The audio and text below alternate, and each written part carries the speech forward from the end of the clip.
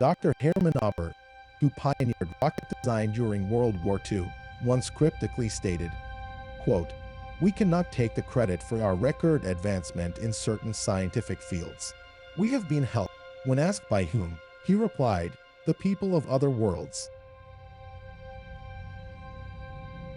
Additionally, according to above top secret by Timothy Good and William Morrow, Oberth's fellow space pioneer, Werner von Braun, echoed this mysterious reference, even including the existence of extraterrestrials, when he stated in 1959, quote, "We find ourselves faced by powers which are far stronger than hitherto assumed, and whose base is at present unknown to us.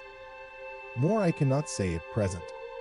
We are now engaged in entering into closer contact with those powers, and within 6 or 9 months' time, it may be possible to speak with more precision on the matter." End quote. Just who were the people of other worlds that Dr. Oberth spoke of, or indeed these entities that von Braun referred to? With only Oberth's quotations, one could presume a possible reverse engineering of alien craft. However, with von Braun's more detailed expose, this possibility seems to be excluded in favor of pertained actual assistance and contact with advanced beings.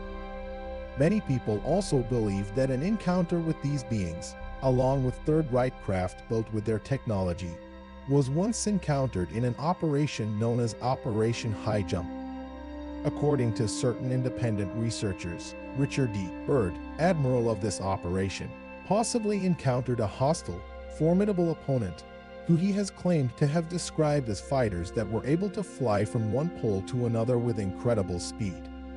In reality, however, whatever Byrd's expedition experienced may never be fully publicly disclosed, as all reports, including Byrd's personal log entries, remain mysteriously classified. But the connections between these curious quotations, and indeed the rumored encounters by this classified operation, are certainly intriguing.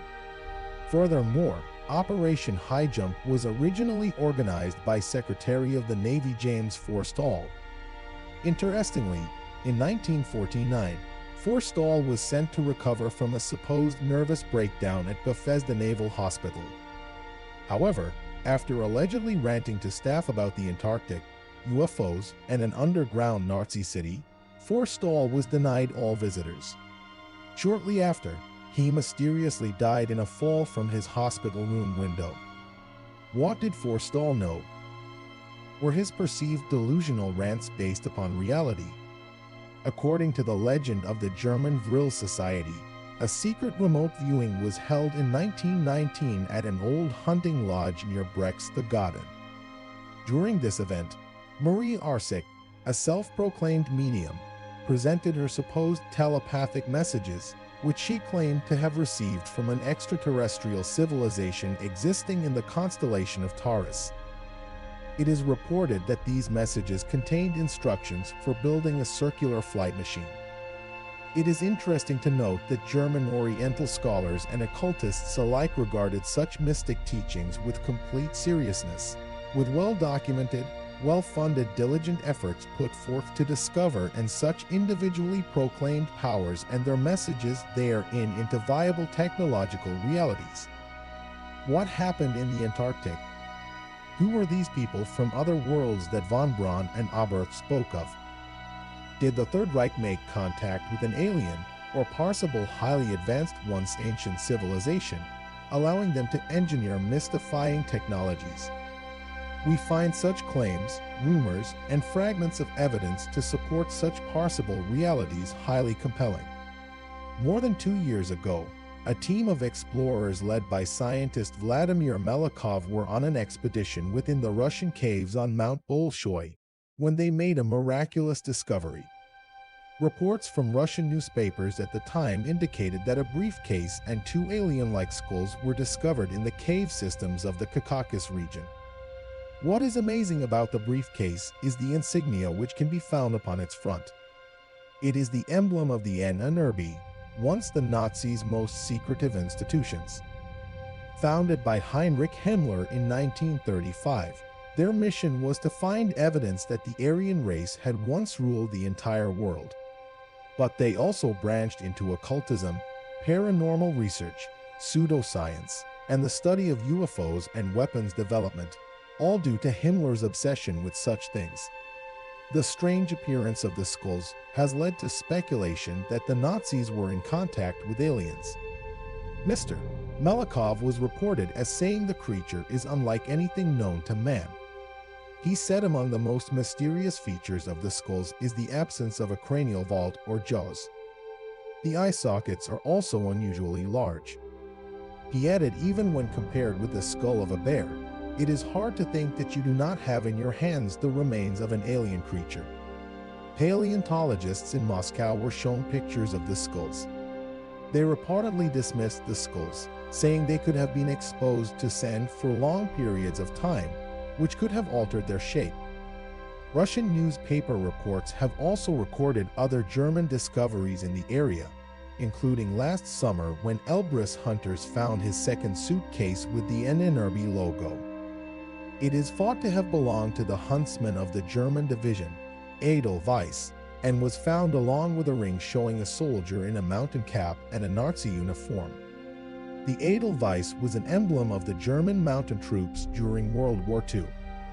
Also in 2014, reports said locals in the same area found the burial site of German infantry, believed to have been killed in an avalanche years earlier. What do you think about the finds? Are these skulls proof that the Nazis knew of the existence of aliens? Or maybe that they were even in contact with such entities?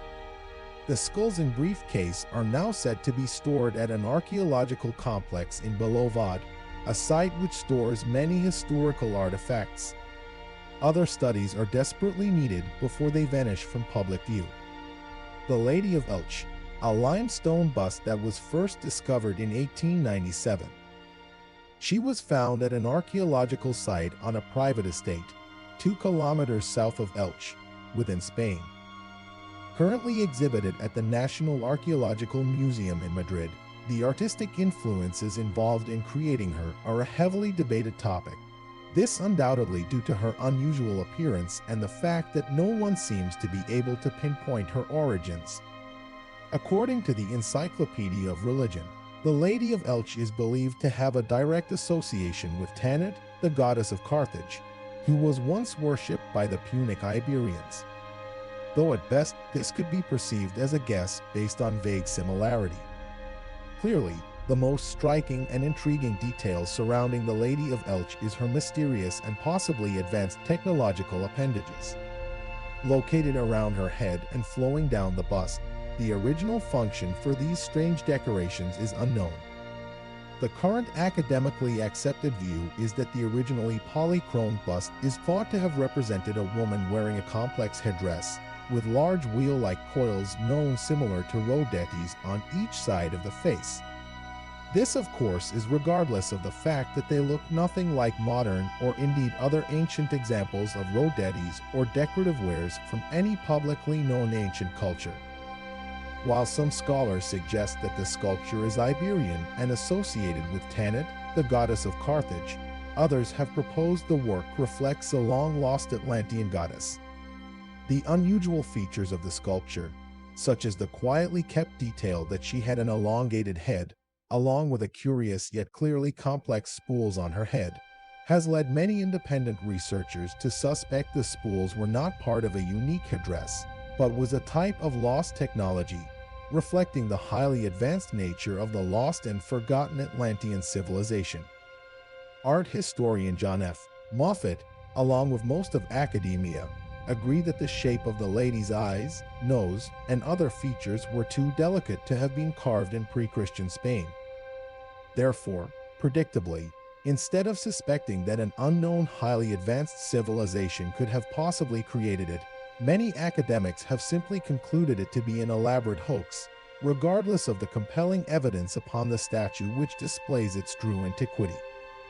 And also of the fact that in 1997, the mayor of Elche fought to have the bust of the Lady of Elche returned from the National Archaeological Museum of Spain in Madrid to the city of Elche to be on display during celebrations of the city's 2000th year.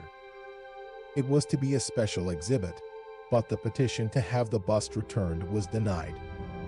The government commission that denied the request asserted that the bust was too fragile to survive the 250-mile journey from Madrid to Elche. However, others believe that this denial was based on political motivations.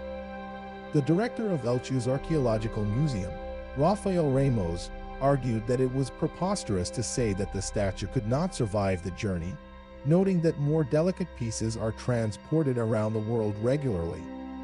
Do these sound like the actions of a group of people who suspect the artifact to be a fake? Or does it sound more like the actions of a group of conspiring individuals with an aim of retaining a valuable, yet largely unknown, relic? Is the statue of the Lady of Elche a long-lost Atlantean bust? Or maybe a leader of a group of beings whom once visited Earth? Questions surrounding the Lady of Elche largely remain unanswered.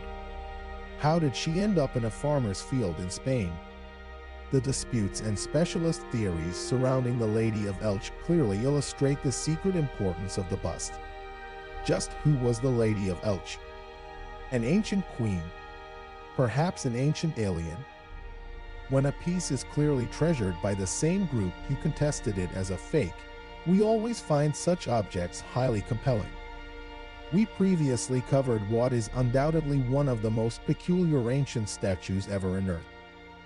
Now known as the Lady of Elche, she mysteriously turned up in 1897 on a private estate 2 kilometers south of Elche, Spain.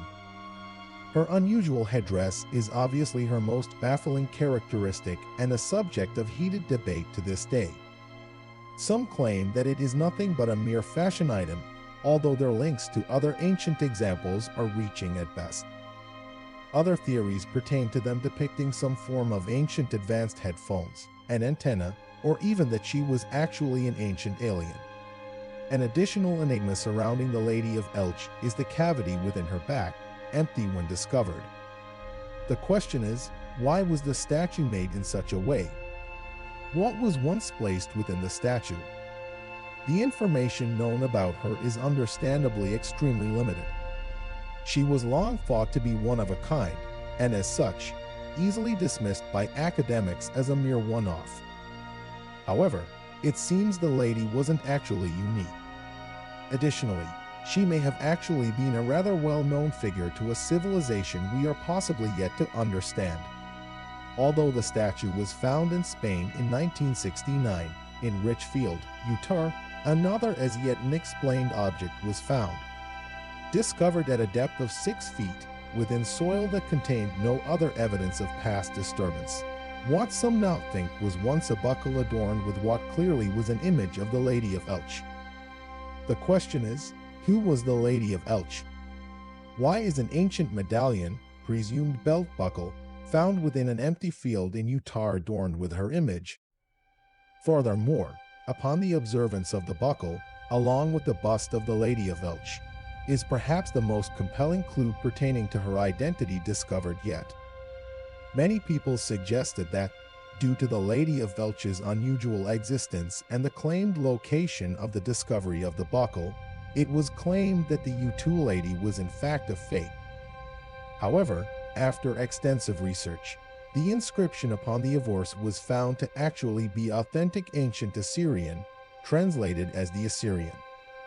Was this the original name for the Lady of Elche? Who were these particular-looking Assyrians? Was she a member of the civilization modern academia have permitted such extensive study of? If so, why are we not aware of such a clearly famous yet visually unique character? Were the Assyrians actually another lost, advanced ancient civilization? Perhaps the inspiration for the name of the Assyrian culture we are so aware of. Were the real Assyrians being obscured by a claimed more recent impostor by academia? Or were they merely a weird fashion item? For now, her identity is still up for debate. However, such finds undoubtedly strengthen some highly compelling possibilities.